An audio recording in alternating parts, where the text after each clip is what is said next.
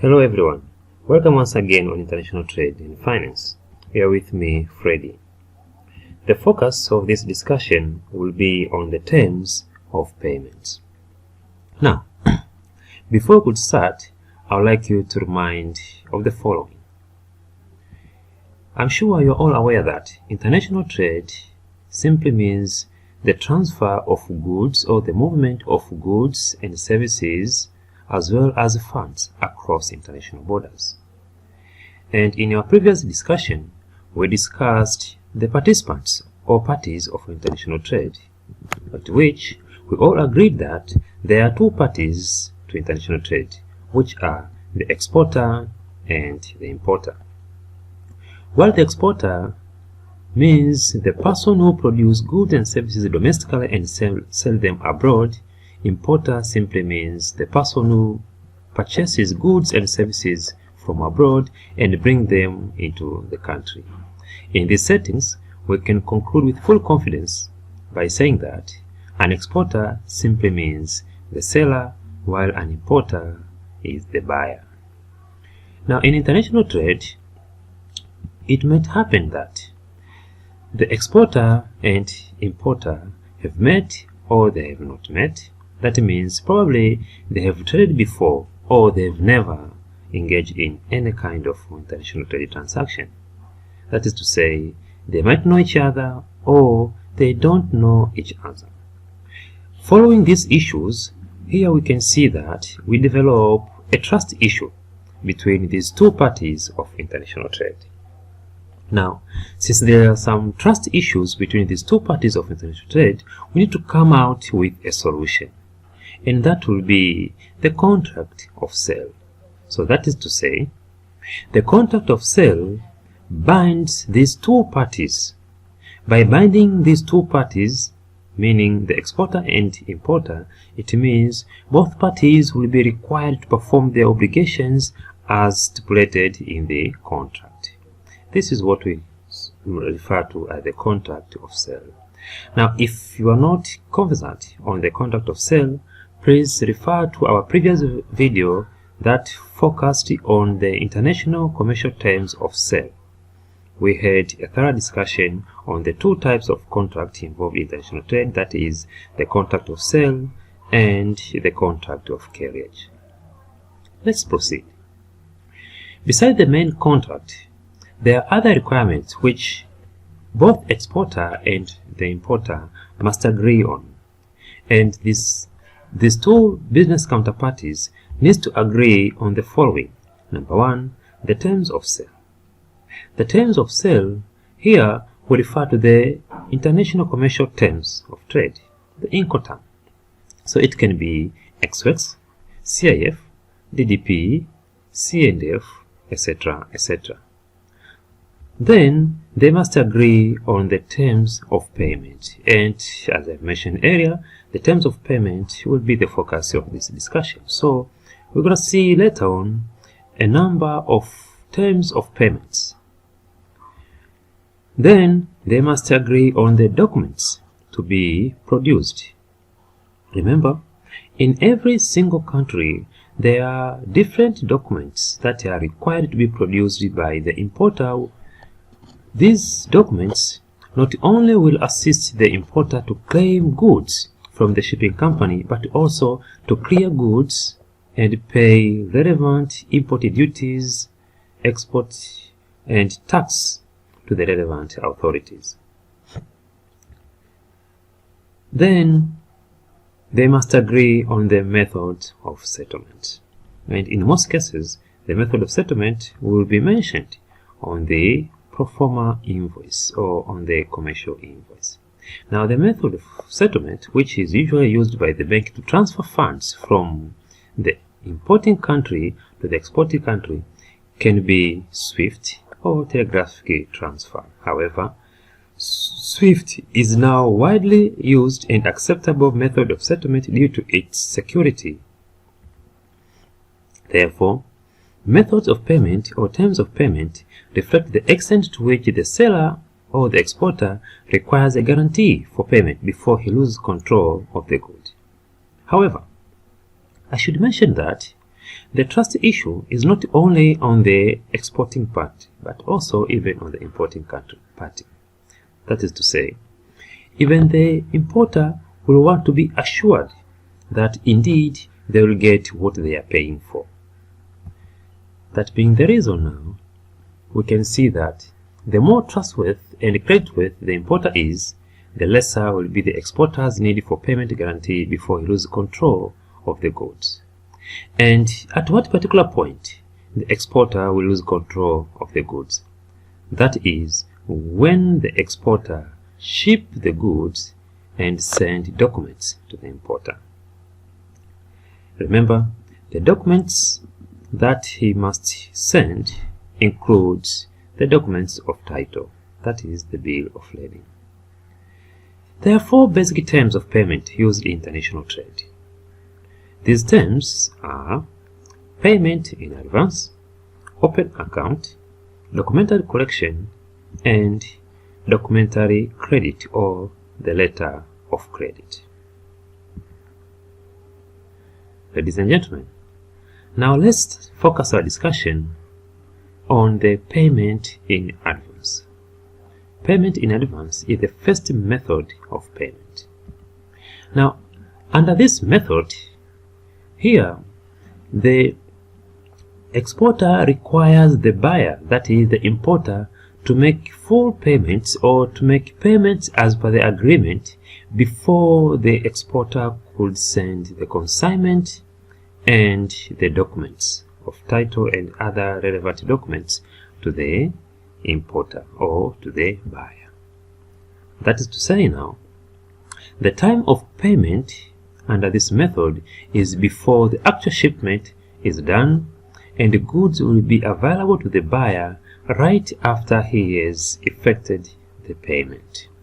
That is advance payment or payment in advance, the method that requires payment to be made upfront before the seller could ship goods to the importer and the relevant documents.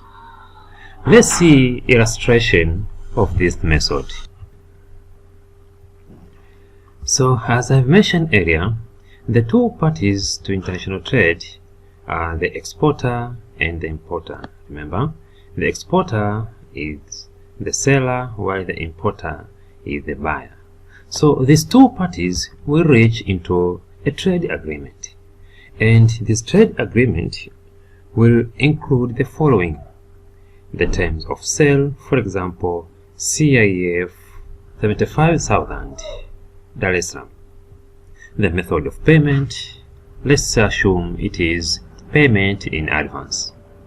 Documents to be produced, for example, pro forma invoice, commercial invoice, inspection certificate, the bill of lading, and any other required document. Again, they must agree on the date at which the exporter must have delivered the consignment to the importer. Upon agreement, this method will require the importer to make full payments or to make payments as per the contract. Now, the importer can make payment by using any method that is convenient. However, he must fully comprehend that any risk will be borne by him. That is to say, should he be scammed, he cannot approach, if it's a bank or any other company that has facilitated the making of payments, to be compensated. Therefore, he will bear all the risk of making this payment. Now, to make payment, he can use banks, PayPal, debit or credit card. This is done online. Even the PayPal is done online. Mobile money, for example, M-Pesa, Airtel Money, Tigo Pesa, etc. Western Union or MoneyGram. So any method that is convenient. Once the exporter has confirmed that indeed payment has been received in his bank account, it is then and only then he will have to ship goods and send relevant documents as per the contract to the importer. He can ship goods by using a carrier such as trucks, or any shipping company. And documents can be sent to the importer by using FedEx, DHL, EMS, or any other method he deemed possible. So this is how payment in advance works. What about the degree of risk involved?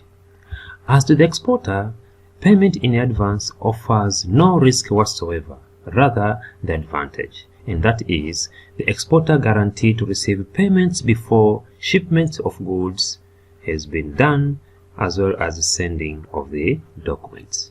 That is, before he could lose control of the goods, he will be already received the payments as per the agreement. On the other hand, this method poses too much risk to the importer. Why? Because he makes payments without being sure that indeed the exporter will fulfill his contractual obligation. So he is at the mercy of the exporter. Advantage, none whatsoever. That being the reason now, importers will want to push for a method of payment that offers a better terms to the importer, and this method is known as the open account. By definition, an open account is an arrangement between the buyer and the seller whereby goods are manufactured and delivered before payment has been made. That is to say, and this method, once they have agreed a trade agreement, the next step will be for the exporter to ensure that he procure or he manufacture goods, send them to the importer, followed by sending the documents, all required documents, to the importer before the importer could come over and make payments. So that is to say now, the time of payment is right after the importer has received goods, and goods will be available to the importer before he has made payment. In this setting now, you can see that this method poses too much risk to the exporter. That is, he relies completely on the buyer to pay the account as agreed. So he might get paid on time, or the payment might be delayed. And in worst case scenario, the exporter may not receive payment at all. But the method does not pose any risk to the importer. Now, let's see how this method works. As I mentioned earlier, two parties, that is exporter and importer, these two parties will reach into an agreement. The agreement will stipulate the following: terms of sale, method of payment, documents that are required, the delivery date, and any other agreement as per the contract.